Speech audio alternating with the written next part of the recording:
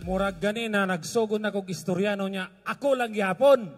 Mura nindot kayo nga hatagan sad ko og gamay nga panahon isip voluntaryo ani nga kalihukan. Ani nga rally.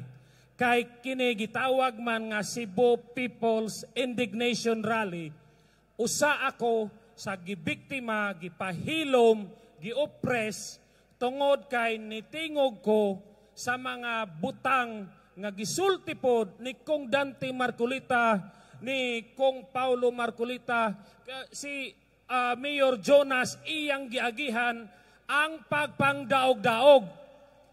Unsay ilang gihimo gahapon. Gikan ko dire, nagtanaw dire sa stage, asa ang layout. Nagproblema pa mi nga unsaon nga makakuha mi aning mga barricade, asa mi makahanap og sponsor og makatabang kay kinahanglan i-secure man atong area. Kay daghan bay atag bisita nga pinalangga nato, di ta gusto makasa.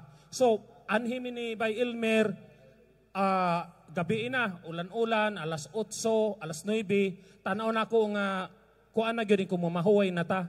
Unya niadto ko sa SM, gikuha na ko akong asawa. Unya, pag abot na ko sa balay alas 11, imbis nga matulog na ko, naay nilagubo sa akong pultahan. Bug, bug, bug, bug. Tapos pagtanaw na ko,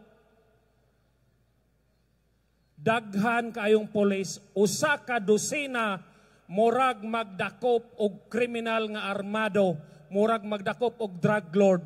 Ilang giana sa ako ang search warrant og ilang gituklod ang pultahan. Og ingon sila ilang ilogo na akong cellphone, laptop og mga computer. Duha mi sa akong asawa sa akong balay.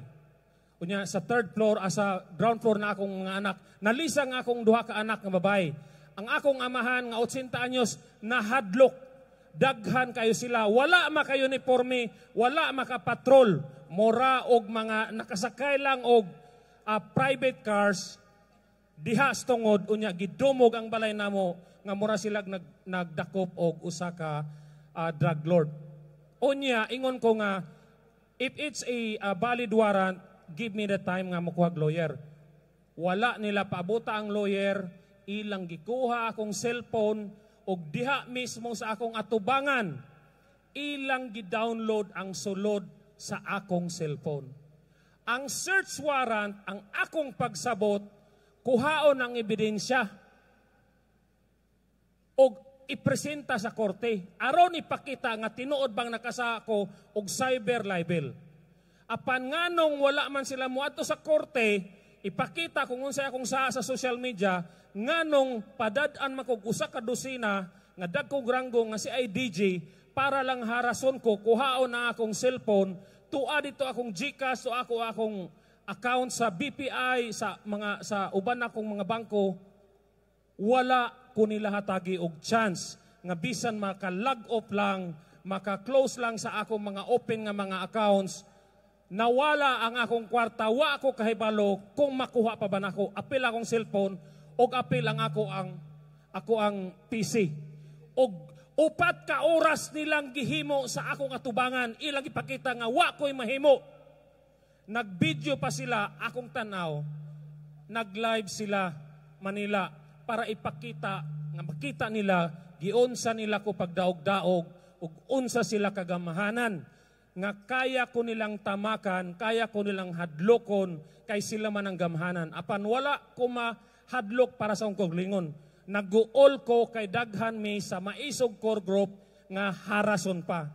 Daghan nato ang isog motingog sa social media, pwede na di ay nga kung nakay isulti ni General Torre nga dili niya ganahan, paunhan lang ka og search warrant, sudlon imong balay, kuhaon imong computer? Dili ba na abusar? Dili ba na pagtamak? Og ang timing ha, kining iyang ingon nga fake news ko, 2 months na siya.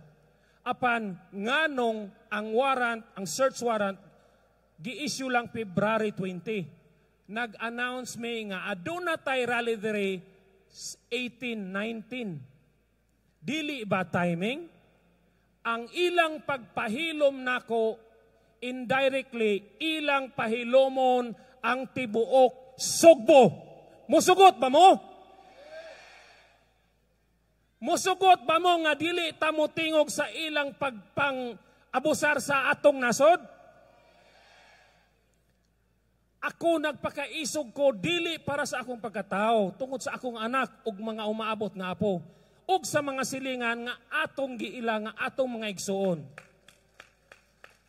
Mauna nga bisan pag wala ko'y tulog since gahapon, wala ko katulog bisag usa ka oras, ingon ko nga mutongtong gihapon ko dire, di ko magpapilde, di ko magpakita nga nahadlok ko nila. Kay ang mga taga Cebu maisog. Kung muihaw ni og Madzila ng taga Cebu, muihaw sa Tagkurakot, di ba? Yeah! Ihaw sa Tagbuaya. Muihaw Tagbuaya. So, kitang mga taga Sugbo, atong dili na nato buhian, kini na kita na ang kinabagan, dili na nato buhian, ato nang ipadayon hantod sa eleksyon. Nga, ang mga Duterte, nga mga kandidato atong paragon. Kay matod pa ni Atty. Vic Rodriguez, this is a referendum. Ipakita nato kung unsay atong kaboboton. Nakaangay ba ta sa Marcos administration o angay na bang pulihan? Pulihan! Pulihan! Ilisdan! Pulihan!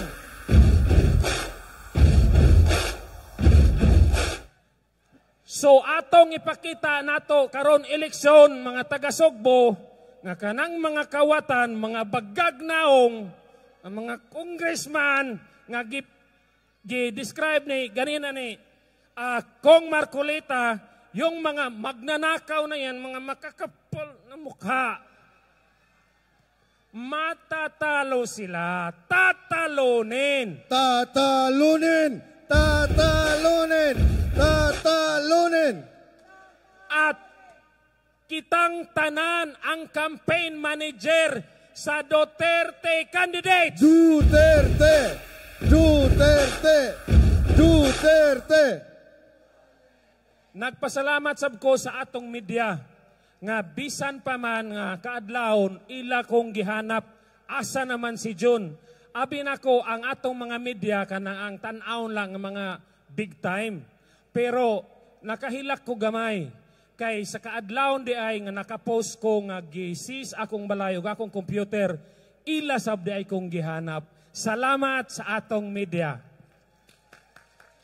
Oh.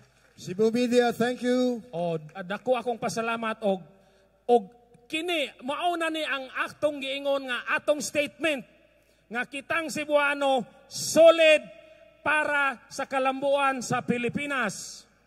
Yes. Kita ang magpabagsak sa kurakot nga gobyerno. Ibagsak ang kurakot.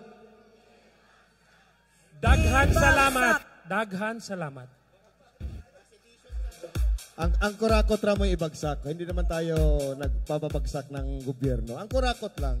Anyway, we have a car that has been naka-off